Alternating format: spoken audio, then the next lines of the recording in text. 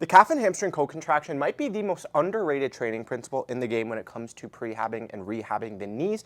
It is a staple in every single knee program that I dish out. So if we're doing some leg work, you're probably seeing this one in your program. Let's talk about the technique right now. We'll talk about the progressions, and then towards the end, we'll talk about why it's helpful. But let's hop into it. We're gonna start with our foam roller, and we're gonna place the balls of the feet on the top of the foam roller right here. The tendency people have is to have it too low, and you can see I don't have any support. So that ball of the foot and the big toe should be firmly planting and grabbing onto the foam roller, even if you're wearing shoes. From here, we're gonna elevate our heels so we can fire the calf muscles, and then we're gonna drive those hips up off the floor at the same time. So we're thinking heels to the ceiling and hips to the ceiling at the same time.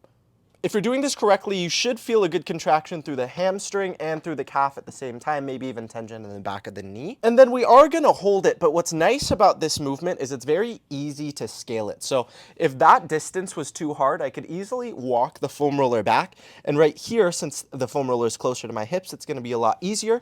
And then if I walk it really far out, I can still keep the balls of the feet on top, keep those heels nice and high, and then get those hips off the floor. And then on top of that, if you're someone who can hold this position with both legs outstretched, then we're ready to advance to a single leg variation, which once again, you can follow that same progression and get to a point where you're pretty close to having your leg fully straight while performing the movement. This is an exercise where people will accidentally cheat. So they're just gonna cheat without noticing it. It happens to all my clients. So if you train people, just be gracious. I'm sure if you record yourself, you'll notice a couple of these inconsistencies too.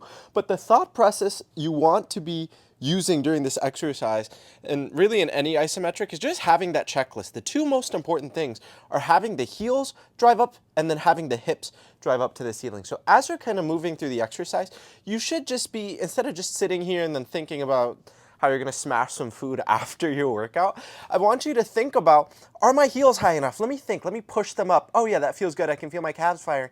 And now that I'm focused on my heels, my calves, to see how my hips are nice and low, I should get these up a little higher, and can I push up a little more? Can I push the hips more?